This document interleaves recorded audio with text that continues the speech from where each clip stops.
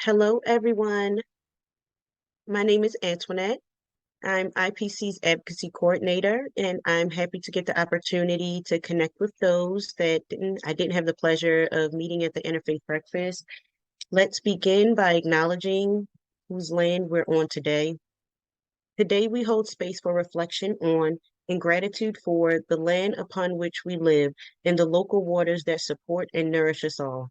We recognize that this land and these waters were beloved by many who came before.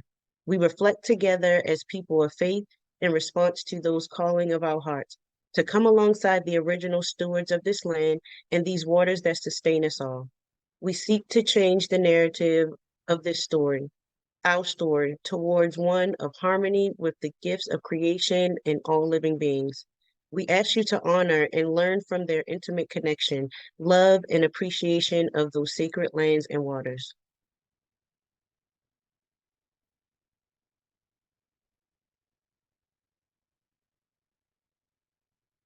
Welcome. Welcome, everybody. Good afternoon. I'm Robin Lewis. My pronouns are she, her, and I'd like to welcome you all to this very, very wonderful, beautiful Sunday afternoon. And we're going to start today off with some wonderful information. On behalf of Interfaith Power and Light, on behalf of our co-hosts, Interfaith Partners for the Chesapeake, and our grassroots partners, I want to welcome you all to our 2024 legislative briefing for Maryland faith communities. I am so glad to be with you all today. This is such a beautiful day. And for many years, I've served as the Director for Social Justice at the beloved Community Church, United Church of Christ in Prince George's County. As a green leader in a Maryland congregation, I have been called by my faith to speak out to others in the faith community and beyond for environmental justice and climate equity. We in the faith communities can be such a blessing to the Maryland's larger environmental movement. Each year, this briefing equips us all to raise our voices in Annapolis on behalf of our neighbors and our common home. So over the next hour and a half, between opening prayer and our closing reflection, we'll hear a conversation about the value of raising community voices for environmental justice. We'll also hear a call to action from our very own delegate, Laura Charkoudian, a champion for clean energy and environmental justice in Maryland. We want to welcome you so much. You do so much for us. And we want to also talk about 4 important environmental pieces of legislation that the faith communities can support this Maryland session. And finally, we'll give you a chance to engage more deeply around these bills and some other things in the breakout rooms. So we will be sharing so much information, many details. So please take a moment and open the notes document that we've linked in the chat. So go to your chat, you'll see a link. And within that document, just double click on that link, and you'll find most of the information that we're mentioning today, including speaker contact information and other links for fact sheets and resources right there in that document. So double click on that link and it'll pop open. So next, I'm so proud to introduce and pass the mic to my colleague, Josh Long, to welcome our partners and open us in prayer. Thank you.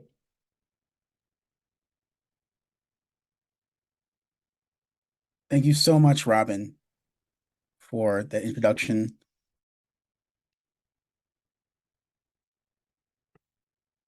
My name is Joshua Long, and I'm use he and him pronouns. I'm the congregational organizer for Interfaith Power and Light.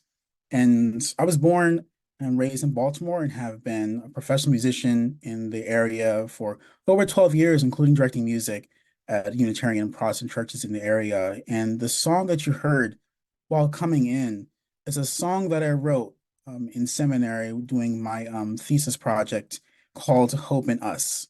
And I wrote this song because I believe we are called as people of faith and conscience to take hope-filled action to better our communities and steward our environments. Climate denialism, pessimism, and doomerism will not help us to meet our climate goals, nor care for the earth the way that we are called to.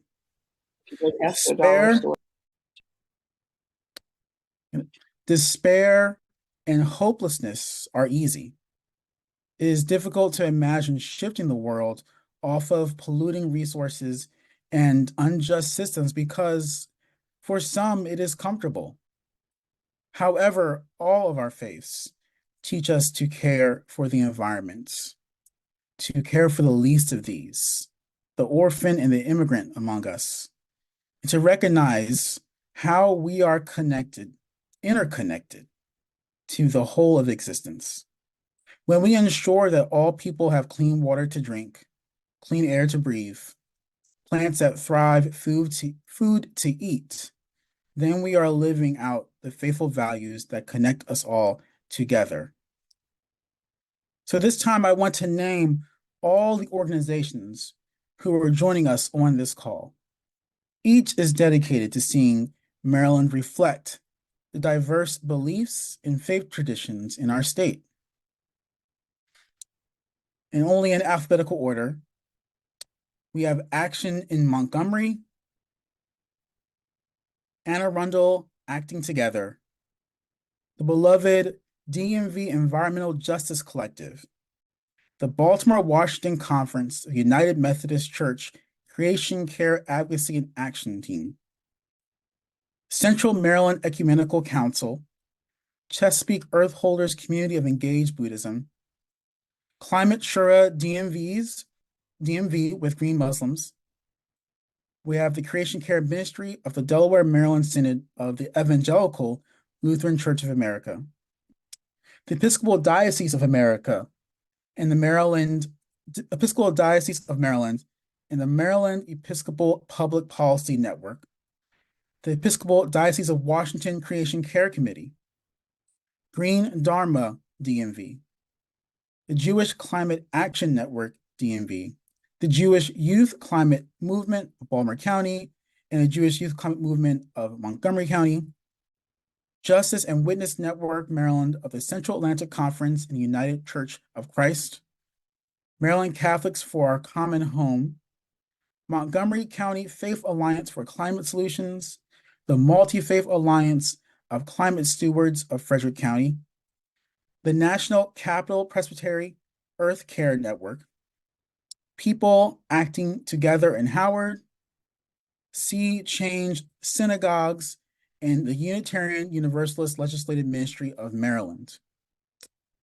We give thanks for every single person and organization gathered in this virtual and spiritual space. By being here, we are all leaning into hope as we care for our common home. So for all that has breath, please join me as I say these words in prayer. God, whom we call love, whom some say is our interconnected spirit, the thread that holds it all together. We give thanks for this day in which we come together along the shared value of caring for creation. We pray for wisdom in Annapolis, that compassion would be our guiding light, and for justice to be our call. Move through the speakers and presenters on today, and may the Spirit move in the hearts and minds and actions of all of us gathered here. In the name of all that is good, holy, green, and just. Amen. And with that, I'm going to hand it back to our Interfaith Partners Chesapeake colleague, Antoinette. Thank you for that. That was a beautiful prayer. So today We are gathered here to talk about Maryland state legislation, and this discussion will largely be focusing on legislative efforts and on the state level, recognizing the significant impact these decisions can have on our diverse communities in Maryland. That said, ensuring environmental justice begins on our own blocks and in our own neighborhoods and in our own communities is just as equally as important. So I would like to introduce my friend, District 4 Baltimore City Council member, Mark Conway. Mark is a champion for environmental justice for the neighborhoods and communities in Baltimore City and has joined us today to talk about how we all can raise our voices for grassroots environmental justice advocacy. Thank you for joining us, Councilman Conway. Can you introduce Thank you, yourself to Antoinette. our lovely community, faith community? Yeah, sure. So as Antoinette said, I represent the 4th District in North Baltimore and Northeast Baltimore. Have done so for the last 3.5 years almost. And I've also been very active in the environmental justice movement, having served as an executive director at the Baltimore Tree Trust and also now serving as executive vice president at the Chesapeake Conservancy. So I continue to sort of live my ethic both in my job in the Conservancy, but then also on the council, making sure that we represent our constituents, both those who are advantaged and disadvantaged, both environmentally and otherwise, as we think about our policy. So that's me. Thank you for being an environmental justice champion in Baltimore City and Maryland. So I'm going to jump right into it. So Councilman Conway, can you tell me a little bit about the methods residents have used in your district to advocate for change and improvements in their neighborhoods? And what would you say is or has been most effective in getting the council's attention? Great question. I think first and foremost, I think one of the most important things that folks can do is to organize and to have a united message. I think having everyone on the same page and having groups working well together to portray a message or an issue that is important to them, to their elected representatives, it goes a long, long way. And I want to make sure folks realize we hear you and we listen. That goes from the local level also to the state level, as I see some state elected officials on the line here. I think also not enough can be said for media coverage. As you get coverage on TV and the papers, it really shows that folks have started to take into an issue. So where possible, making enough of an issue of a given problem or opportunity such that folks appreciate it both publicly and personally, I think it goes a long way. I think having broad and expansive messaging, making sure that folks are able to hear that message, both in communities, on social media, in media, TV, radio, and otherwise, can go a long way as well. But then I think when you get down to the brass tacks of it, we as elected officials do really pay attention to the letters sent to us, the emails sent to us. And when you've got hordes of folks, 100 or plus, sending emails, we see it. So I certainly encourage that. But I think last and certainly far from least is showing up and testifying. Testifying in person really shows a level of commitment and dedication to a given issue that can't really necessarily be portrayed by email. So I'd say getting that message out there and making sure people are speaking from the same perspective. And if you have that opportunity to testify in person and certainly show up in crowds, I think it really helps to bring home the point. And having done this for a little while, we can't always do exactly what folks are asking for, but when you see folks there in numbers, you try to figure out how to address all that you can. Thank you so much for that. That is so helpful, especially being in advocacy and making efforts to engage with communities about the importance of their voice. It's so good to hear that you guys are listening, you hear it, and when they actually come out, it definitely does make an impact. So with that being said, Baltimore City, like many other urban areas in the state, has experienced environmental justice in underserved communities. And in many cases, people have come together to advocate for their own neighborhoods. What's your favorite story or memory of people rallying together? It's funny you asked the question that way because I think, it's unfortunate that sometimes folks have to rally in order to make their voice heard. But I think one particular story comes to mind, and it's in South Baltimore, having to do with the CSX terminals. As you guys know, Baltimore is a major sort of railway terminal, and for CSX, they handle a ton of coal. That coal, sort of powers the country, but causes significant EJ concerns for air quality and also safety in South Baltimore. And so maybe about 2 years ago, and mind you, this has been going on for decades now. But 2 years ago, despite the coal ash and other complaints that folks in the community have had, there was a massive explosion. And folks just really felt uneasy about the safety in the neighborhood, and really came to their council person in the South, and also to myself as chair of the Public Safety Committee to figure out what the city could do to make sure that they begin to address those concerns. Optimally, CSX wouldn't necessarily be bringing coal through Baltimore City, but that is the reality we're kind of stuck with. There's not much that the city could do about that, but making sure that we're thinking about coal ash and the safety of the communities in South Baltimore, were at the top of our agenda. And those folks, they really showed up in numbers to council meetings. So they reached out to me and had one-on-one meetings with me in advance, asked if I'd be willing to hold a hearing about the safety of that terminal and what we could do. We talked through options and ultimately decided on doing a hearing. Dozens of people showed up to that hearing, and literally everybody testified. Folks gave a lot of really spirited testimony, and I think it really forced folks who came to observe, news cameras and otherwise, to really think long and hard about whether it is fair for the families in those communities to bear that burden for everyone else. And so ultimately, CSX also came to the meeting. We held two. They also heard those concerns and began to work with the community to do things to begin to rectify those concerns. So, having conversations about how they could cover the ash so that you don't have, coal dust blowing into communities, and other ways that they could implement safety features to prevent what led to the explosion at that time. And then also, how they can make sure that they're directly benefiting the community. Now, I'll be honest, I don't think they fully addressed all the concerns on the table. I'm not sure that they really can until we're off of fossil fuels completely, and coal is not a major source of energy usage across the city or across the country. Really, it may be hard to address that, but I do think those folks in South Baltimore worked really, really, really hard to have their voice heard, and were very clear in what they wanted. And we did all that we could to help them get that.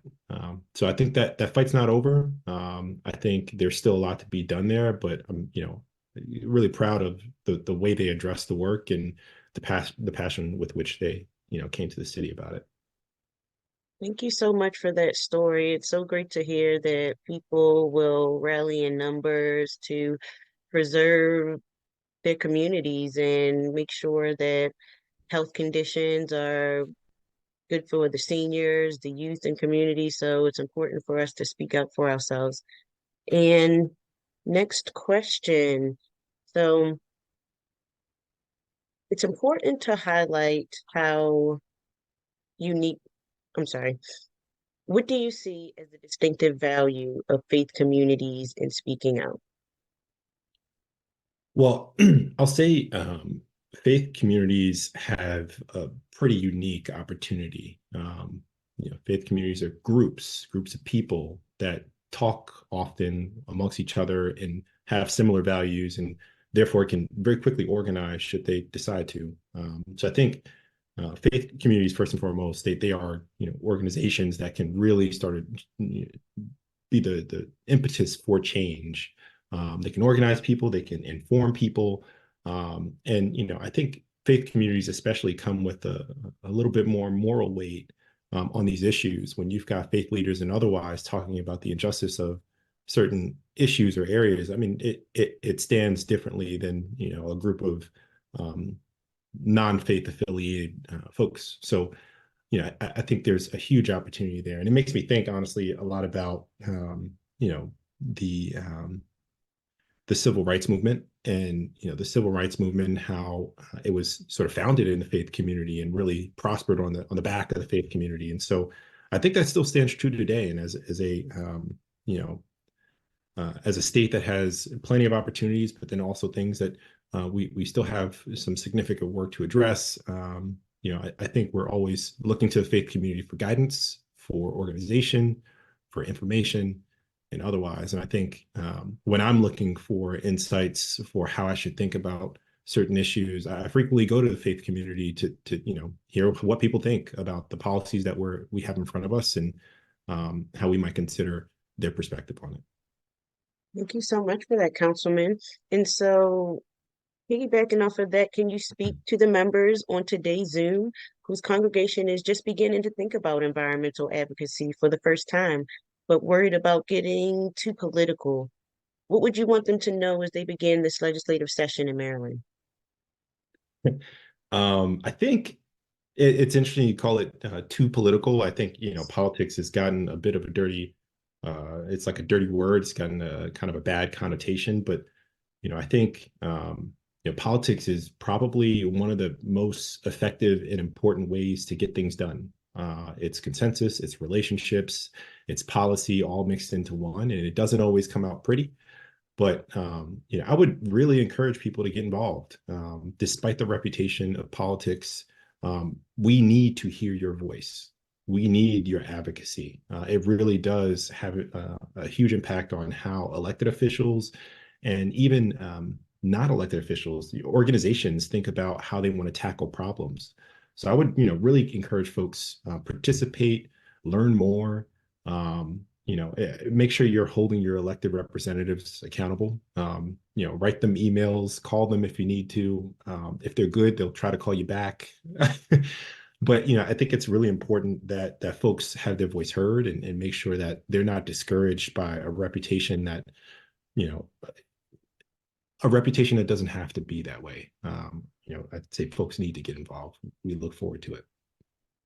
Thank you so much for that, Councilman Conway. We really appreciate you for joining us and sharing that. I'm sure it made a lot of people feel a lot more comfortable in reaching out to their representative, knowing that they're reading the emails, like they want to know what's going on so we can figure out the best way to come to solutions. But we really appreciate your encouragement to our communities to make their voices heard, and thank you so much. Thank you for having me. So thank you. I do want to point everybody to the chat box. We are going to have a resource sheet available that's going to have Councilman Conway's information. If you live in District 4, please send him emails. And he's one of the good ones that's going to write you back. I'll write you back. Thank you so much, Councilman Conway. Thank you. And next up, my IPL colleague, Joelle.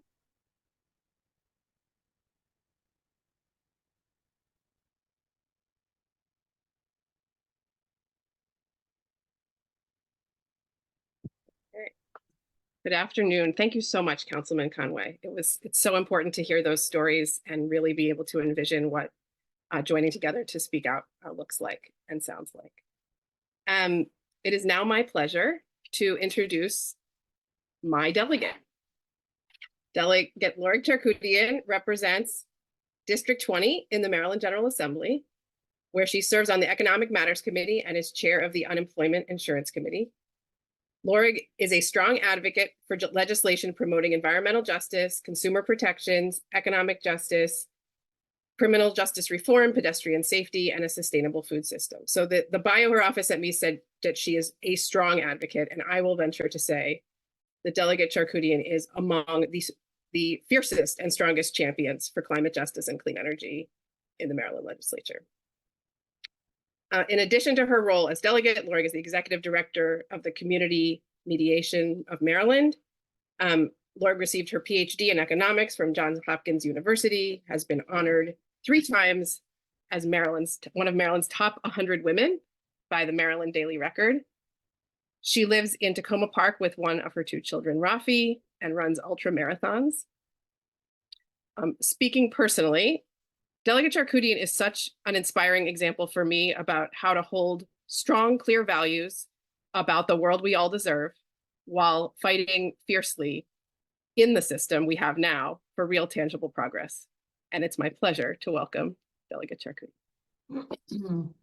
Well, thank you, Joelle, for that kind introduction.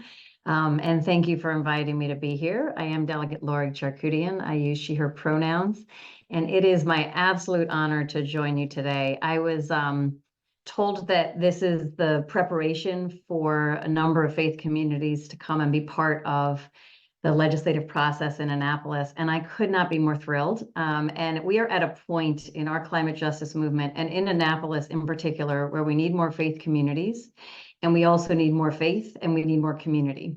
So I wanted to talk a little bit about some of what it is that I see and where I think faith comes in, where I think faith communities come in, and where I think community comes in. So I want to start actually with thinking about faith. And faith in all of its potential meanings. And I think that what probably brings everybody to this conversation today is that we see the reality of deep human suffering that is caused by climate change.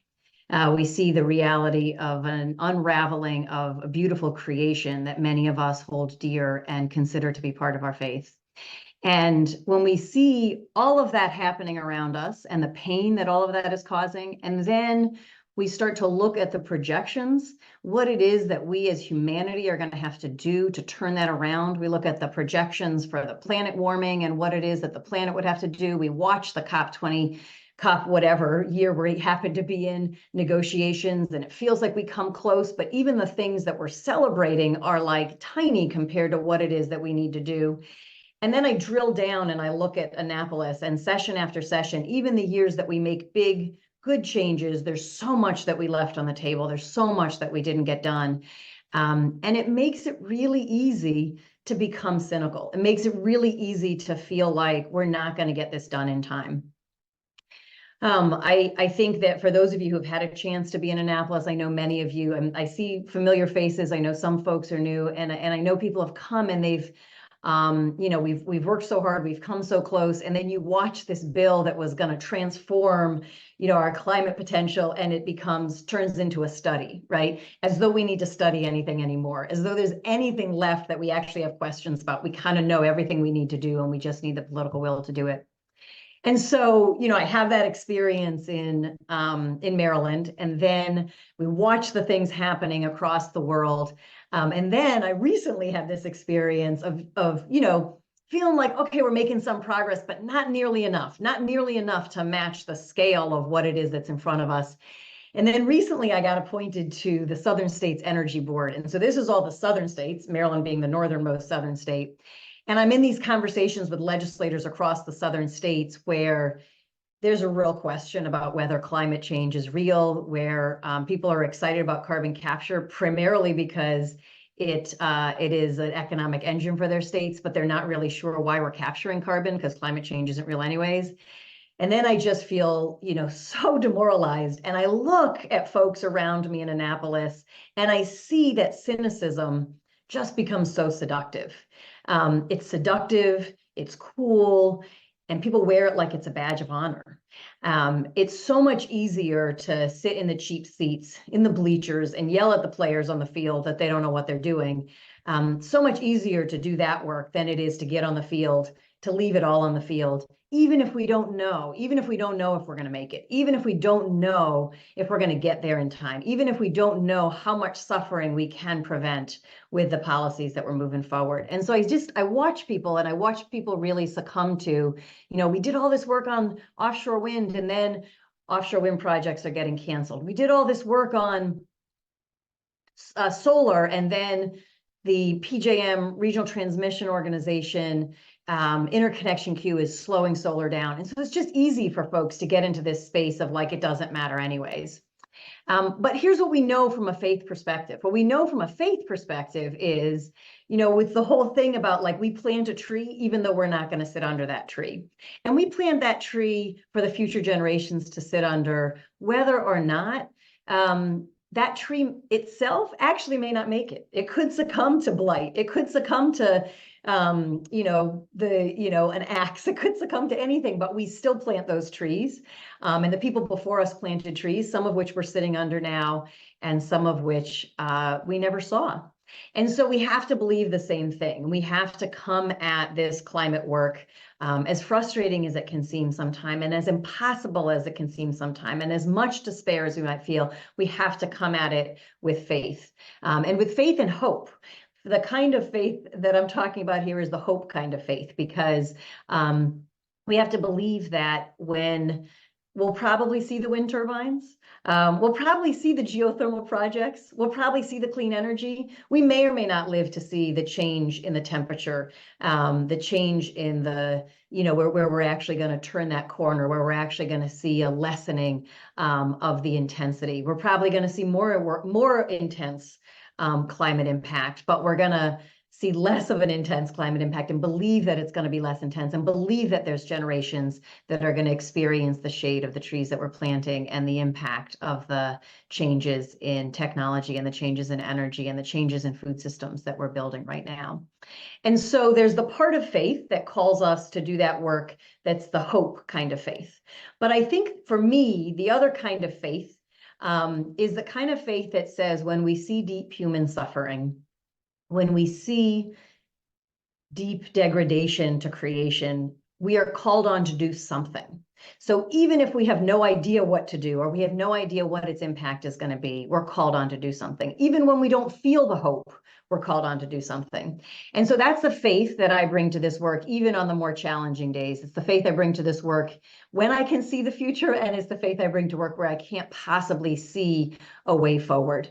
And so I'm grateful to have communities of faith bringing that faith with them, and bringing that to Annapolis. And so now I want to shift to talking about community, because we need more faith and we also need more community. And what's beautiful about community, the work I did before I was elected and the work I continue to do, is actually mediation, conflict resolution work, restorative justice work. It's the work that's about recognizing that relationships matter, and that every problem that we have to solve in a way that builds relationships, that builds community. And we know this. What we know about climate solutions themselves that I find so fascinating is that the climate solutions that are grounded in community are the more sustainable solutions. So we know that when we grow food together, when we go to farmers markets to get our food, when we know the people growing our food, when we build community as we're accessing our food, when we make sure everybody has access to those same farmers market with food justice systems and programs, we not only build community and build relationships, but we also lower the greenhouse gas emissions of our food compared to if we walk alone through grocery store aisles, right? When we choose to take public transportation, not only do we build relationships with our neighbors and get to know others in our community and build community, we lower our greenhouse gas emissions way more than if we're sitting alone in traffic on our beltways. And we also know that when we purchase solar in community with our neighbors, when we develop, when we do a joint purchase for clean energy appliances and jointly figure out how we're going to electrify our homes, we're way more likely to get through that pile of rebate paperwork than if we're sitting by ourselves trying to muddle our way through that. And so many people doing that work alone give up on it. So again, we find when we do it together, we get to know our friends, we get to know our neighbors, we get to know our faith communities, and we build relationships while we're also more likely to reduce our greenhouse gas emissions. And I could go on, because we see all across this world examples of where it is the community-based solutions, the ones that build relationships while we're solving the problem, that are so much stronger than when we try to go it alone in terms of reducing our greenhouse gas emissions. But community is also key as a solution to climate in terms of the way that we come together in community to fight for a future that is just and that is sustainable for everybody on our planet. And so that holds true, of course, when we're marching in the streets together. It holds true when we're praying together, and it holds true when we're holding our elected officials accountable together, when we're showing up in Annapolis and telling our elected officials what it is we want from them. Now, here's the deal in Annapolis. We have fossil fuel companies walking the halls of Annapolis all day long, every day, showing up in my office, showing up in my colleagues' offices with all the reasons that we need to keep fossil fuels going as long as possible. And I talk about these folks show up in my office with shoes that cost more than I make in a year, and really a huge amount of power and influence. And the only way to overcome the kind of power and influence that you can buy with money is when you show up in community. That is the only way that we will ever be able to combat that kind of influence that fossil fuel industry has in Annapolis, in Washington, D.C., and across this world. And so that's where community comes in. And so, you know, when I see these folks roaming the halls of Annapolis, I'm like, I need my people, and that's you. And so I can't wait for you to come. I will tell you a couple things about actually one of the things that I have done in my office, and this is how strongly I believe in building community and supporting communities to come and engage in Annapolis. I know that it can be an overwhelming space. It's a space that is dominated by folks who do it all the time and who have money to hire lobbyists who are tracking everything all the time and know exactly when which bills are going down and who to target for that.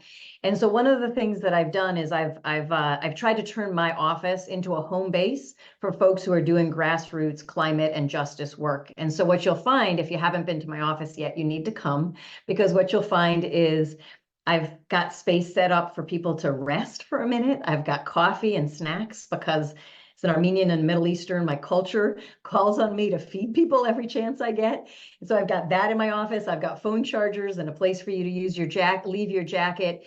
And it is my small sort of material way of saying we need you and we need community. We need you to come and to feel safe and to feel welcome and to feel grounded when you're there, because your voice is so important. But it's also my way of building community amongst folks who are doing the justice work. And so my office is small, but we can fit a lot of people in there. And so I hope that you feel that extension and that welcoming to you as you come and do your work. And that extends to people who are my constituents, but also those who are not my constituents, because you are my community. It also extends to people who are working on my bills, but also people who are working on any justice-based bills. You're more than welcome.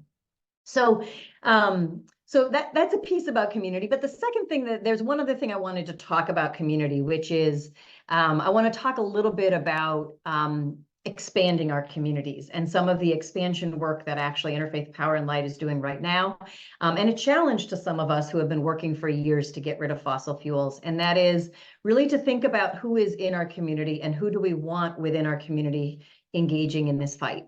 And one of the challenging things, I think, for many of us who have been working on environmental issues, on climate issues, on phasing out fossil fuels, is that there is a reality that there's a lot of people who have earned a good living and earned a middle-class living in the fossil fuel industry.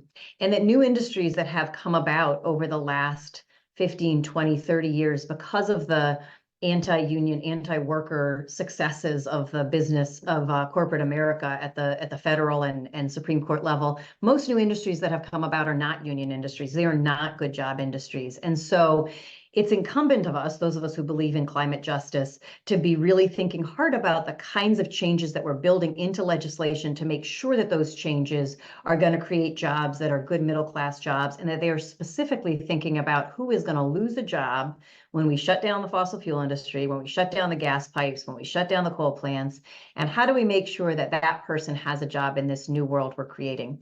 And the only way to do that, in the same way that the only way we can really do Justice 40 is in community with those who are directly affected, those who have experienced and been harmed by environmental injustice, the only real way that we can build a future with worker justice is to make sure that those who are in the fossil fuel industry right now, who are working on the gas pipelines right this minute, are in our community and are engaging and building relationships with us and building that new path forward.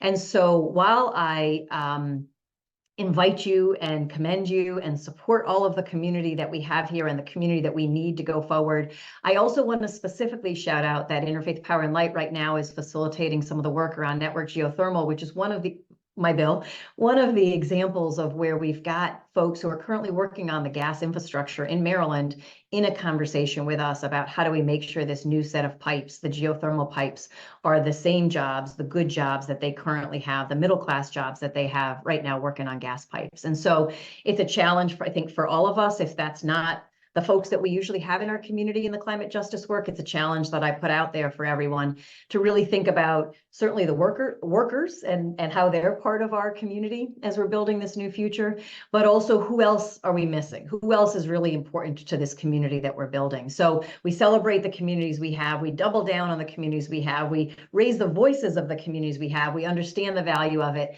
and then we also challenge ourselves to ask who's not in our communities right now and how do we bring them into our community. And I think I really honor the way that many of you have done that. Many of you continue to do that. And I challenge all of us together to keep doing that. So I will close up in a second, but closing by saying we need more faith, we need more community, and we need more faith communities. So I am thrilled that you are bringing yourselves and your faith communities to Annapolis. I do hope that I get to see you when you're there. Stop by just to say hello. I know people have their appointments wherever they are, but do stop by to say hello. I'll put my office number in the chat, and I'm so grateful for the work you're doing and look forward to continuing to work with you. Wow.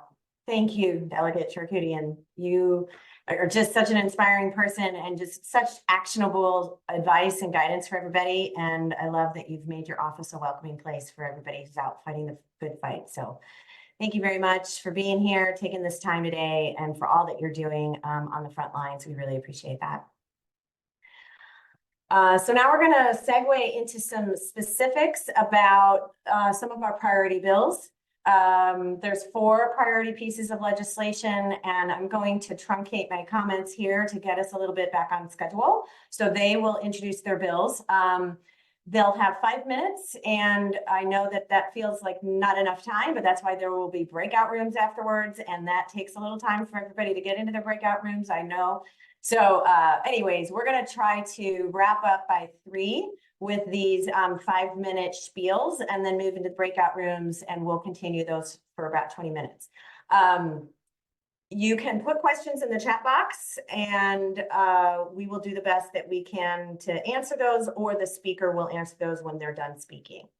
And Rebecca is going to, Simone, the breakout rooms are going to be by the bills. So what's going to happen is each of these speakers will speak about their bill, and then when the breakout rooms open up, you'll have an option to go into a specific bill to learn more. So we're just doing a very brief overview, and then we're going to have more in-depth in those breakout rooms, and you will be able to move to different breakout rooms if you want to.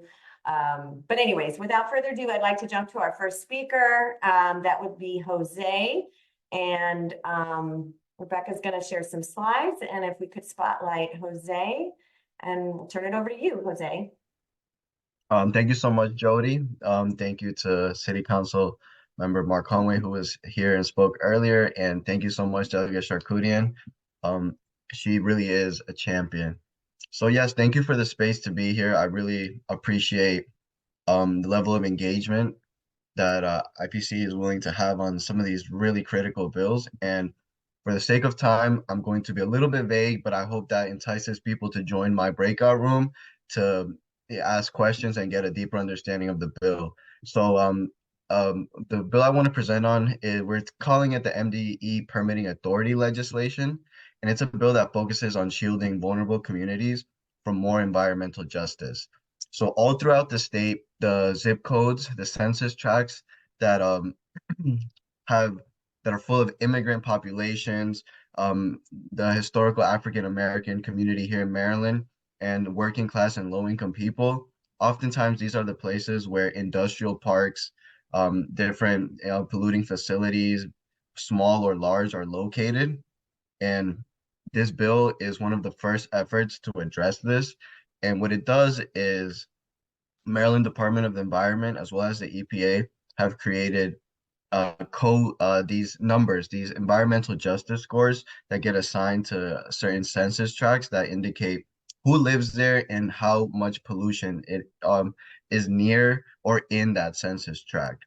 And this bill, for the first time ever, gives the Maryland Department of the Environment the opportunity to reject a certain set of new and some permit renewals, all the pollution permits. So the point of this bill is to make sure that if a new business, a new polluting industry, whether it's a medical waste incinerator or a landfill, wants to open up and they have to go through the process of requesting their pollution permits, that if the Maryland Department of the Environment, for the first time ever, will have the opportunity to reject or request an alteration to this pollution permit. And the alteration can be to have way better standards on pollution reduction, change protocol on how to deal with emissions, and really it's meant to be beneficial moving forward. So here you can see two maps of some of the high environmental justice score communities, and you can see that there's a huge congregation of them in Prince George's County, as well as Baltimore City. And the environmental justice score, I'm gonna leave that.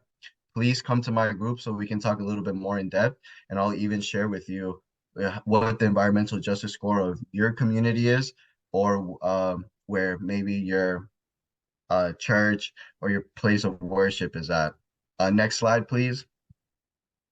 And I want to before I finish, I want to offer some of the technical components of the bill. So the bill's formal title is Environment Impact of Environmental Permits and State Agency Actions. But we're calling it the MDE permitting bill as kind of the shorthand. And both bills are published, HB 24, sponsored by Delegate Boyce, and SB 96, sponsored by Senator Michael Jackson. And here are all the different pollution permits. You can read them for yourself.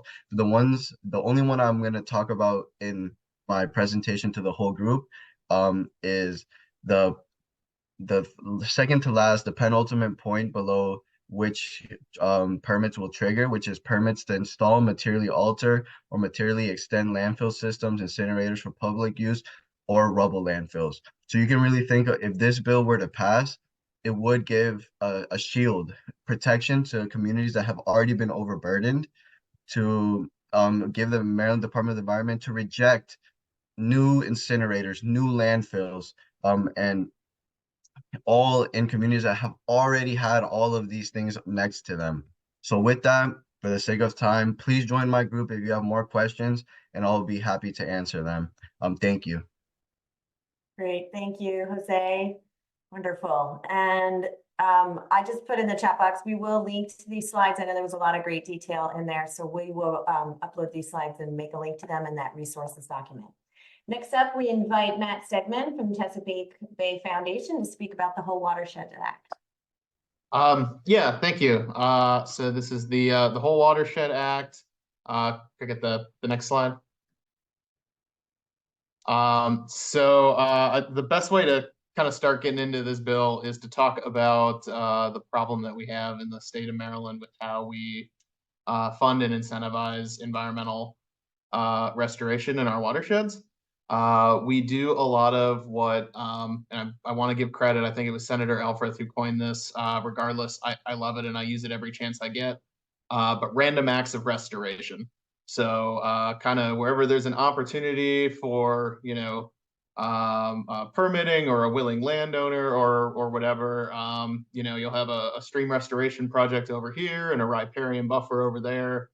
And the result is we spend a lot of money on different restoration practices, but they're not coordinated. They're not planned out in a thoughtful way where they build upon each other for the health of our watersheds.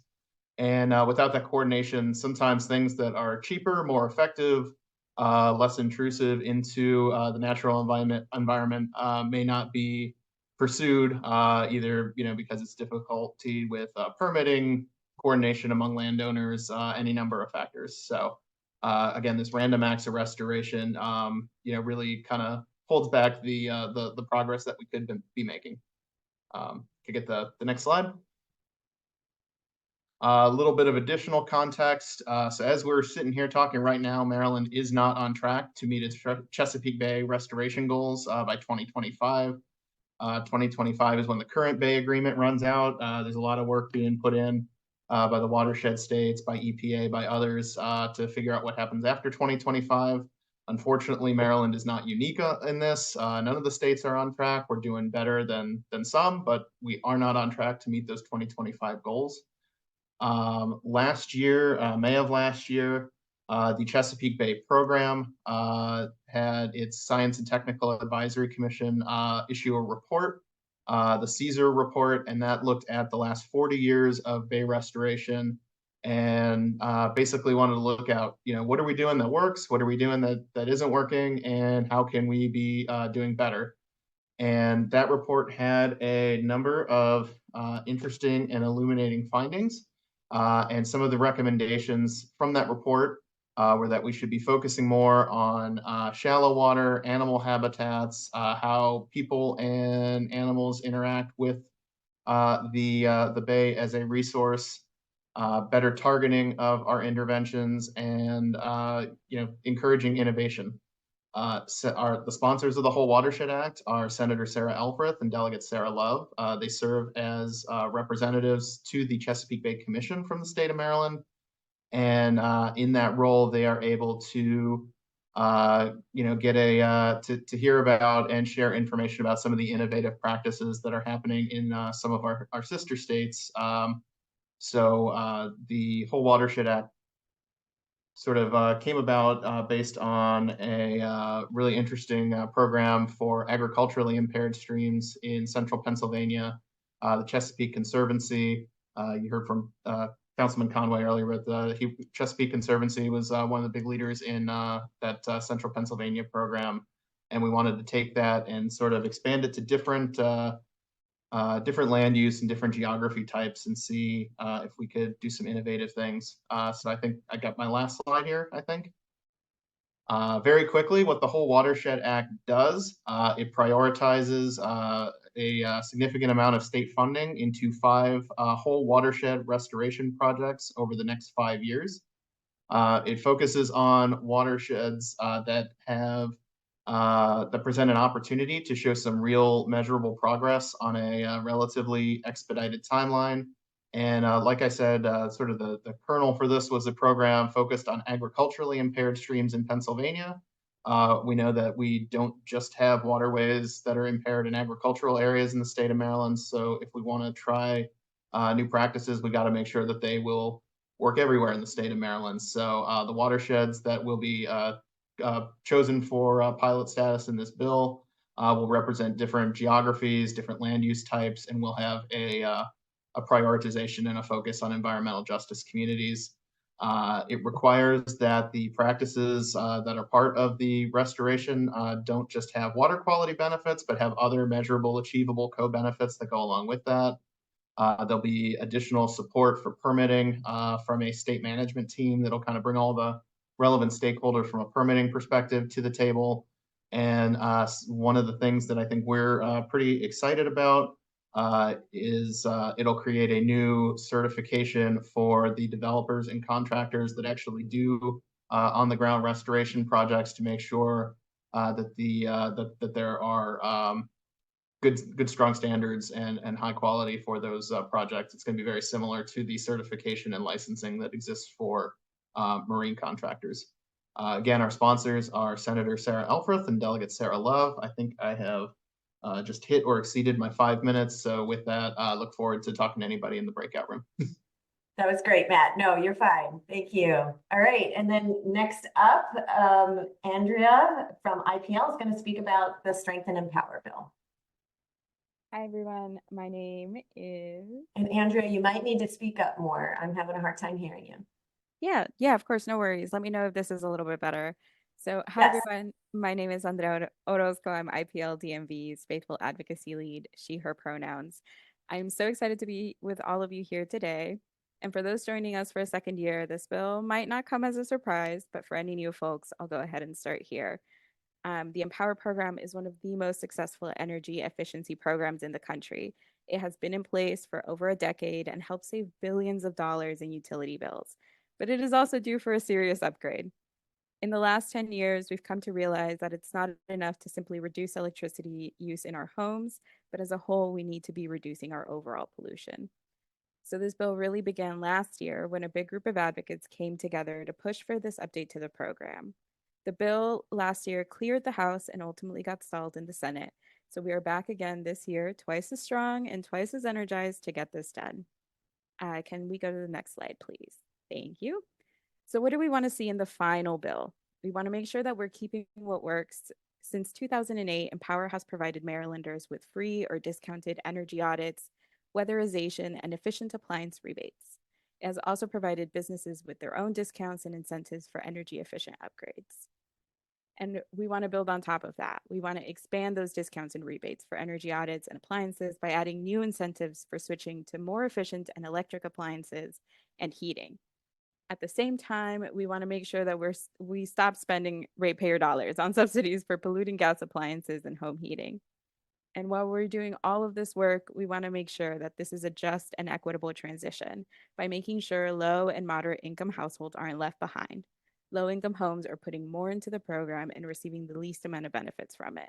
So we really want to help those households take advantage of those state and federal funds for energy efficiency and home retrofitting. And finally, we also want to make sure that we're securing a reduced cost to ratepayers by right-sizing utility profits and tying future incentives and penalties for companies to performance. I know that was a lot, but don't worry, I'll go ahead and take a breath here. The resources for all of this will be linked in the chat. What I really want you to remember is this: we are ready for a better and greener future for ourselves, our neighbors, and our community. Can we go to the next slide, please? Thank you. In addition to state funding, there's also a considerable amount of federal funding coming in through the Inflation Reduction Act. Maryland alone will receive a significant amount of funds from the IRA, but for our purposes, we're really focused on that $137 million earmarked for home efficiency rebates and the incentives for electrification. A majority of these funds are dedicated for low and moderate income households. I won't get too in the weeds about rebates and tax credits, but I'll say this much. If Empower doesn't align its incentives with the all-electric appliances incentivized by the IRA, Maryland will be leaving money on the table. We want to make sure that we're taking full advantage of this moment. Next slide, please. Finally, I want to highlight the importance of building support for this bill in our faith communities. Let's use our breath to speak out in support of this bill to protect our neighbors and our common home. Being here today is a great first step in getting this done. Now it's time to keep that momentum going. Talk to your friends and neighbors about what's being presented today and what's on deck for this legislative session. One upcoming way for your faith community to support Empower in Annapolis is IPL's Lobby Day on February 21st with Action in Montgomery, People Acting Together in Howard, and Anne Arundel Connecting Together. If you're feeling positively electric about one of these bills, please check the resource guide for how you can sign up or meet me in one of the breakout groups in just a few moments. We're all here because burning methane gas is harming all that has breath, and Maryland's energy efficiency program should be making things better for us, not any worse. So I'm asking each of you here to use your breath to speak out. Let's raise our voices in a fierce, clear call for repair and for protection. Thanks, y'all. Great. Thank you, Andrea. Thanks for this important work. And last but certainly not least, we're going to hear from Robin Broder from Waterkeepers Chesapeake about the Clean Water Justice Act.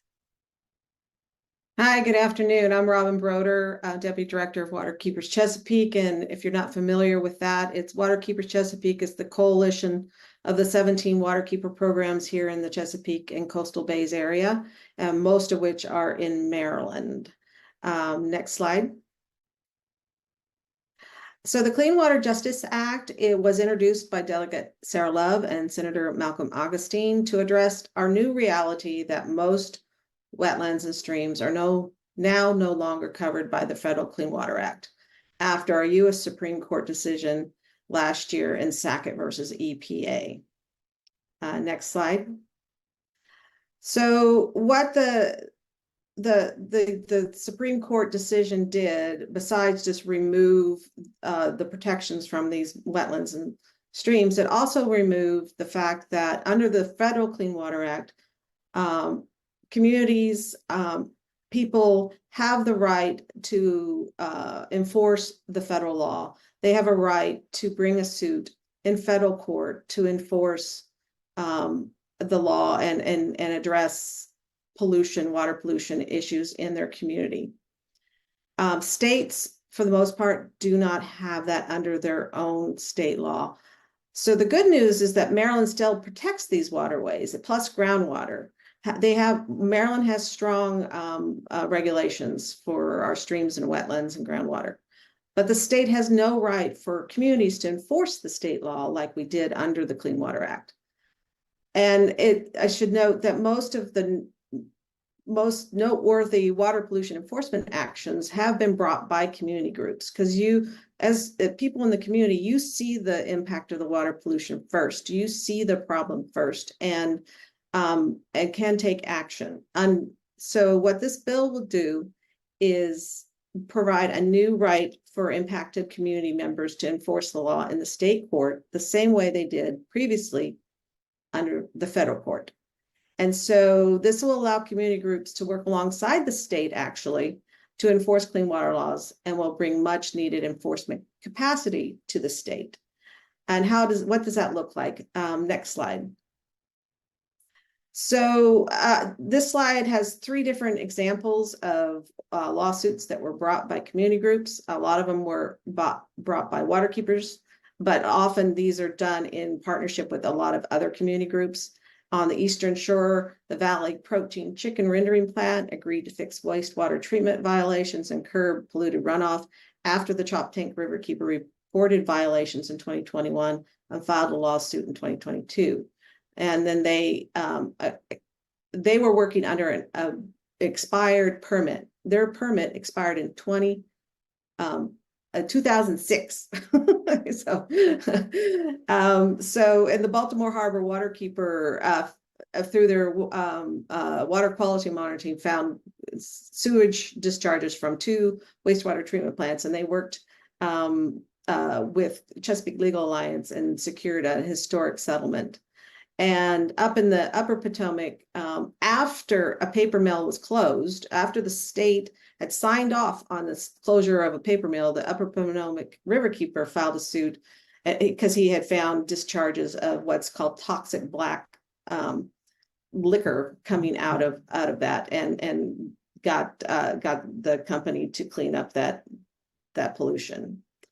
And if you go to our website, there are lots of other stories like this you can find. Next slide.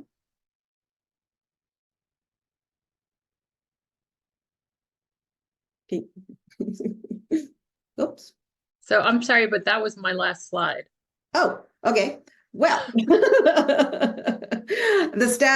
the bill has a Senate number 653. We have a broad coalition group of groups working on the bill, and there's a lot of information on our website, and if you come to the breakout room, I'll give you more information. Great. That's involved, because what we need are your stories and engagement. Yeah, absolutely. And those are, very alarming cases that, we need to put our protections back in place for. So thank you very much, Robin. Thank you to all of our speakers. So Rebecca, will go ahead and open up the breakout room. Okay. So welcome back, everybody. Thank you for your grace in figuring that out and getting into the conversations we wanted to have. I hope everyone feels more ready than you did at the beginning of today's event to raise your voice in support of one or all of these bills. And as we prepare to close out the program, I'm going to call attention again to the resource document, which is a one-stop shop for the information shared today, and which we will continue to update as we have more information like bill numbers or new fact sheets. So that's a living document that I hope you'll hold on to that link. So it's so good to be with so many different communities across Maryland. I don't think I formally introduced myself because I assume everyone knows me, but that's not a good assumption. So Joelle Novi, she, her pronouns. I direct Interfaith Power and Light. And we are so grateful to be working with all of you and with Interfaith Partners for the Chesapeake. So I just want to remind you as we depart or prepare to depart that you are the most powerful person in the world for engaging your own community in the campaigns you heard about today. And I want you to think about what you're going to use that power for, or how you want to leverage that power to engage your own community, whatever community you came to this from, to get involved in these bills. Hopefully you have some idea of an action you plan to take in response to what you heard this afternoon. But I want you to think in general, what was most interesting to you? What was something you heard today that you thought, oh yeah, my congregation, my community would be interested in that? And if you had a specific idea while you were listening today or in the breakout room about something specific you could do, or you could invite your community to do, like one specific thing, like, oh yeah, there's some of these lobby days are coming up with different groups, like I might invite my community to come with me, or I saw, people taking photo petitions for the Empower Bill. Maybe I could set up an opportunity to do that with an upcoming event in my congregation, or maybe we could write a letters to the editor. Like, maybe if you heard one idea and then you need to take one step to make that happen, whether it's sending an email or calling someone or sharing your idea with someone in your congregation who can make it happen. So I want to drill down and think of one thing you're going to do to get started on one idea you have as part of today's session. And I want you to commit to all of us that you're going to do it by writing it in the chat. Okay? Whether it's sending an email, making a phone call, exploring something specific that you want to do to take action. So I invite folks to start putting in the chat one thing you are going to do and declaring for all of us that it's going to happen. You may be wondering about this beautiful lotus on my screen. This is because my colleague Anjali from the Green Dharma DMV group is going to close us out. And then we are going to conclude with the same music with which we open, music by Josh, called Reminding Us That There Is Hope in Us, as we plan to raise our voices together in this year's Maryland legislative session. Let me spotlight Anjali. And I know. Yay. Hey, everyone. Thank you so much to Delegate Charkoudian and Councilman Conway for using their platforms to join us this Sunday. Thanks to everyone with Interfaith Partners for the Chesapeake and Interfaith Power and Light DMV. And thanks to all the friends and neighbors calling in throughout Maryland today. I see a lot of familiar faces on the call, which I love. But for everyone who I have the pleasure of introducing myself to now, my name is Anjali Gulati.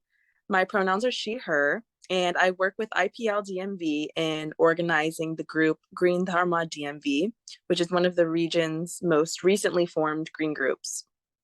Dharma actually means duty in Sanskrit, duty which we all share to protect Mother Earth. Born and raised in Maryland, I grew up going to Greater Baltimore Temple and have taken such joy in working with local Hindu and Jain communities to implement environmental initiatives. And actually the action I just posted in the chat was that I'm going to talk to communities about what they can do to strengthen and empower for their congregations, communities, homes throughout Maryland, and sharing the resource document with them.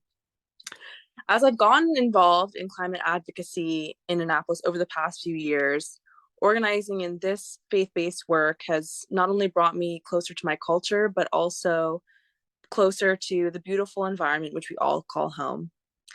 So the lotus is there because I want to share a metaphor that's so poetically described in the Bhagavad Gita, which is a Hindu scripture composed over 3,000 years ago. That reminds me how important it is to stay rooted in integrity and hope for the future. The lotus flower is born from mud, yet it rises above the water and blossoms toward the sun, thus retaining its beautiful purity. Lotus leaves are waterproof, so liquid poured on them doesn't soak through but actually runs off. Although the lotus owes its birth, growth, and sustenance to the water, the leaf doesn't permit itself to become soggy. The Bhagavad Gita, chapter 5, verse 10 says, quote, "One who performs their duty without attachment, surrendering the results unto the Supreme God, is not affected by sinful action, as a lotus leaf is untouched by water." There are various forms of work we all bring to this movement towards environmental justice in Maryland. And while there are so many opportunities for messiness this legislative session, may we remain untouched by the elements that could weigh us down as we perform the work in divine consciousness. Thanks. Thank you so much, Anjali, and good afternoon to everyone.